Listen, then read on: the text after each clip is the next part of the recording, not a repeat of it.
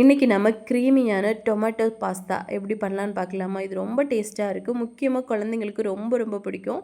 நம்ம வீட்டில் இருக்கக்கூடிய பொருட்களை வச்சு ரொம்ப சிம்பிளாக பண்ணலாம். இது பண்ணுறதுக்காக ஒரு கடாயில் 2 டேபிள் ஸ்பூன் எண்ணெய், ஒரு 5லேருந்து 6 பல் பூண்டு, 3லேருந்து 4 தக்காளி சின்னதாக கட் பண்ணி சேர்த்துருக்கேன். அப்புறமா கொஞ்சமாக கருவேப்பிலை போட்டு நல்லா வதக்கிட்டு தேவையான அளவுக்கு உப்பு போட்டுக்கோங்க. அப்புறமா கொஞ்சமாக காரத்துக்காக மிளகாத்தூள் ஒரு 1/2 டீஸ்பூன் போட்டு நல்லா மிக்ஸ் பண்ணிவிட்டு கொஞ்சமாக தண்ணி விட்டு ஒரு 2 நிமிஷம் மூடி போட்டு வேக விட்டுறலாம். இப்போது 2 நிமிஷம் கழித்து நல்லா வெந்து வந்துடும். அதுக்கப்புறமா இதை ஆற விட்டு நம்ம அரைக்கணும். இப்போது இந்த டைமில் இன்னொரு கடாயில் கொஞ்சமாக தண்ணி கொதிக்க வச்சுருக்கேன். இதில் ஒரு 1/2 டீஸ்பூன் உப்பு போட்டுட்டு 2 கப் அளவுக்கு பாஸ்தா இது நல்லா குக் பண்ணி எடுக்கணும். நல்லா வெந்ததுக்கப்புறமா வடிகட்டி மாற்றி வச்சிடலாம். தேவைப்பட்டால் கூலிங் வாட்டர் சேர்த்து நீங்கள் மாற்றி வச்சுக்கோங்க.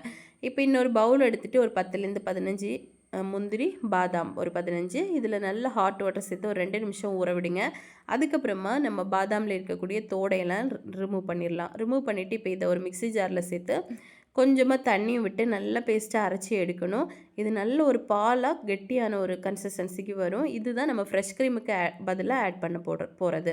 இப்போ இதையும் மாற்றி வச்சுட்டு மிக்ஸி ஜாரில் நம்ம ஆல்ரெடி வதக்கி எடுத்து வச்சுருந்தா அந்த தக்காளியும் நல்லா பேஸ்ட் பண்ணிடுங்க. இப்போ இன்னொரு கடாயில் 2 டேபிள் ஸ்பூன் அளவுக்கு நெய் சேர்த்துட்டு நெய் கொஞ்சம் காஞ்சதும் ஒரு 5 பல் பூண்டு சின்னதாக நறுக்கி சேர்த்துருக்கேன். இது கூடவே oregano 1/2 teaspoon, chilli flakes 1/2 teaspoon இவ்வளோ போட்டு நல்லா மிக்ஸ் பண்ணுங்கள். நல்லா மிக்ஸ் பண்ணதுக்கப்புறமா நம்ம அரைச்ச அந்த தக்காளி பேஸ்ட்டை இதுக்குள்ளே சேர்த்துட்டு இது கூட ஒரு 1/2 கப்பு போல் தண்ணியும் சேர்த்து நல்லா மிக்ஸ் பண்ணி கொடுங்க. தேவைப்பட்டால் உப்பு போட்டுக்கோங்க. நம்ம ஆல்ரெடி வதக்கும் போதே உப்பெல்லாம் போட்டிருக்கோம். உங்களுக்கு தேவைப்பட்டால் போட்டுக்கலாம். இப்போ இதில் பாஸ்தாவும் நம்ம உள்ளே போட்டு நல்லா மிக்ஸ் பண்ணிவிட்டு அரைச்ச அந்த முந்திரி பாதாம் பேஸ்ட்டையும் உள்ளே போட்டு நல்லா மிக்ஸ் பண்ணுங்கள். ஒரு 2 நிமிஷம் நல்லா மிக்ஸ் பண்ணி கொடுத்தீங்கன்னா ரொம்பவே டேஸ்டியான க்ரீமியான டொமேட்டோ பாஸ்தா ரெடி ஆயிரும். ரெஸ்டாரண்ட் ஸ்டைலில் ரொம்ப ஹெல்த்தியாக நம்ம வீட்டில் பண்ணலாம்.